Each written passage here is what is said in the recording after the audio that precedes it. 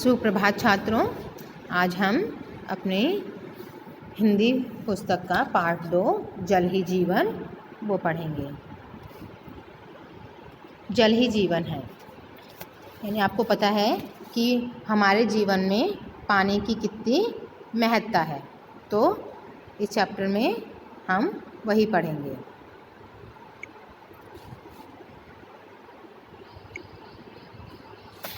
आधी छुट्टी के बाद जब हिंदी की अध्यापिका श्रीमती निशा जैन अध्यापकों के कमरे से निकली तो उन्होंने देखा कि कुछ नलों से पानी टपक रहा है। वे समझ गई कि भोजन करने के बाद बच्चों ने नलों को ठीक से बंद नहीं किया होगा। वे नलों को ठीक से बंद करने के बाद ही कक्षा में आए। यानी कि जैसे आप लोग भी अक्सर करते हो कि जब स्कूल में होते हो तो क्या करते हो कि जब आपका मध्य अवकाश यानी जब आपके रिसेस पीरियड होता है, जब आपका ब्रेक होता है, लंच टाइम होता है, तो आप पानी पीते हो और जो टैप होते हैं वहाँ के जो नल होते हैं उनको आप खुला ही छोड़ देते। तो यहाँ भी अध्यापिका है श्रीमती निशा जैन, वो अपने कमरे से निकली तो देखते हैं कि नलों से पानी टपक रहा है। जब उन्होंने देखा तो वो समझ गई कि ये बच्चों ने ही नल ठीक से बंद नहीं किए होंगे। सभी बच्चों ने खड़े होकर उनका अभिवादन किया। उन्होंने सभी को बैठने का संकेत करते हुए कहा कि जैसे कि आप भी क्लास में विश करते हो टीचर को, ऐसे ही उन्होंने भी किया और उन्होंने सब बैठने का संकेत करते हुए कहा, आज मैं तुमको जल के महत्व के बारे में पढ़ाऊंगी।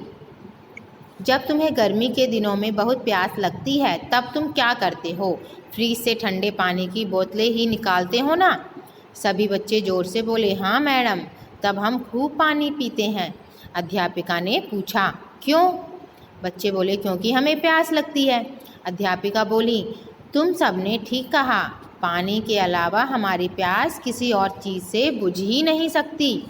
अध्यापिका की बात सुनकर अर्पित बोला, प्यास लगने पर मैं तो कोल्ड ड्रिंक पीता हूँ, मेरी प्यास तो बुझ जाती है।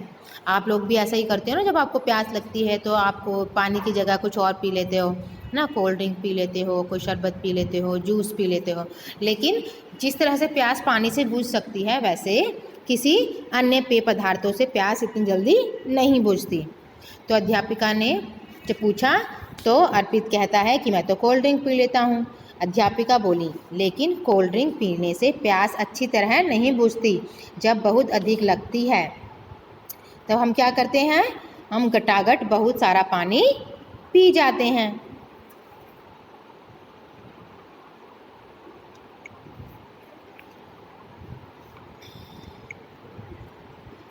तब कोल्ड ड्रिंक इतना थोड़े ही पी सकते हैं। जब हमें प्यास लगती है तो हम क्या करते हैं? कोल्ड ड्रिंक, हमें 2 ग्लास पानी पीने हैं, क्या हम गटागट कोल्ड ड्रिंक पी सकते हैं? नहीं पी सकते। प्यास लगने पर तो पानी ही पीने में मज़ा आता है, कोल्ड ड्रिंक पीने में नहीं। कोल्ड ड्रिंक तो आपके लिए स्वाद के लिए होती है। अध्यापिका की बात सुनकर ज़्यादातर बच्चों ने हामी भरी। अध्यापिका फिर बोली, जरा सोचो, प्यास लगने पर अगर तुम्हें पानी ना मिले तो क्या होगा? शुभम बोला, तब तो हम प्यासे मर जाएंगे। बात के बीच में ही नीरज बोला, पर पानी क्यों नहीं मिलेगा मैडम? आप लोगों को भी ये लगता है ना कि हमेशा पानी रहेगा और आप पानी की बर्बादी करते रहते हो। अध्यापिका ने बताया, भारत की जनसंख्या लगातार बढ़ती जा रही है, जिसके कारण पानी की मांग भी बढ़ती जा रही है। हम नदियों, तालाबों और कुओं से पानी प्राप्त करते हैं, लेकिन उनमें कूड़ा कचरा डालकर उन्हें गंदा भी कर रहे हैं। गंदे पानी का होना और ना होना बराबर है। हमारे पास पानी तो बहुत सारा है ना? अब देखो, जैसे समुद्र में भी पानी है लेकिन वो बहुत खारा होता है। हम खारे पानी को नहीं पी सकते हैं। पी सकते हैं, हमसे पिया ही नहीं जाएगा। तो इस तरह से हमें पानी की बर्बादी नहीं करनी चाहिए। क्यों मैडम? अनिल ने पूछा। भला कोई गंदा पानी पीता है? रोहित बोला। इस पर अनिल ने कहा, लेकिन गंदा पानी पेड़ पौधों में तो डाल सकते हैं ना? अध्यापिका ने जवाब दिया, हम मटमैले पानी को तो पेड़ पौधों में डाल सकते हैं, लेकिन उस पानी को नहीं जिसमें कारखाने के दूषित पदार्थ मिले होते हैं। इससे तो सारे पेड़ पौधे नष्ट हो जाएंगे। हम देखो, जो थोड़ा बहुत गंदा, जैसे कि हमने हाथ धो दिए या हमारी बोतल में जो पानी बचता है हम उसे पेड़ पौधों में डाल सकते हैं, लेकिन जो कारखानों से, जो इंडस्ट्रीज से जो गंदा पानी आता है उसे हम पेड़ पौधों में नहीं डाल सकते हैं। इससे क्या होगा, सारे पेड़ पौधे नष्ट हो जाएंगे। जिस तरह से हम गंदा पानी नहीं पी सकते, उसी तरह से पेड़ पौधे भी नहीं पी सकते। अध्यापिका आगे बोली, गर्मी के दिनों में नदियों तालाबों में जो जल सूख जाता है वह वर्षा के रूप में हमें फिर से मिल जाता है। परंतु हमारे देश में कभी ज़्यादा वर्षा होती है तो कभी कम। सब जगह एक समान वर्षा नहीं होने के कारण कहीं सूखा पड़ता है तो कहीं बाढ़ आती है। वह बाढ़ में वर्षा का अधिकतर जल बह जाता है और जान माल को भी खतरा रहता है। यानी जब बाढ़ आती है तो क्या होता है कि जो पानी होता है वो लोगों के सामान को बहाकर ले जाता है। सूखा पड़ने पर लोग बूंद बूंद को तरस जाते हैं। नहाना धोना तो दूर, पीने के लिए भी पानी नहीं मिलता। मीलों पैदल चलकर लोगों को पानी लाना पड़ता है। लेकिन हमारे शहरों में जहाँ पर्याप्त पानी है वहाँ लोग इसे खूब बर्बाद करते हैं। अभी अभी मैंने खुले नल को बंद किया है। अगर यूँ ही पानी टपकता रहा तो एक दिन हम भी बूंद बूंद को तरस जाएंगे, लेकिन तब हमारे वश में कुछ नहीं होगा। कक्षा में एकदम सन्नाटा था। बच्चे ध्यान से अध्यापिका की बातें सुन रहे थे। वे फिर बोली, अब तो तुम समझ ही गए होंगे कि जल कितना मूल्यवान है। ऐसे बहुमूल्य जल को नष्ट करने का अधिकार किसी को नहीं।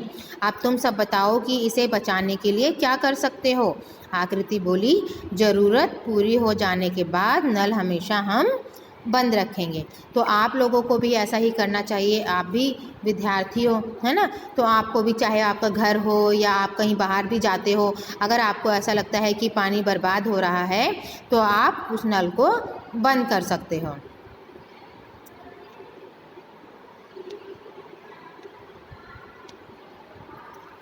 चलिए आगे देखते हैं। इसके अलावा अध्यापिका ने पूछा, अब अध्यापिका कहते हो सिर्फ नल को बंद करके ही हम पानी को की बर्बादी को रोक सकते हैं।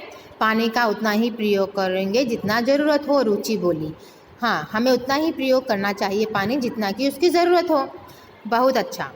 कुछ बातों का और ध्यान रखो। जब भी ब्रश करो नल को बंद मत खोलो।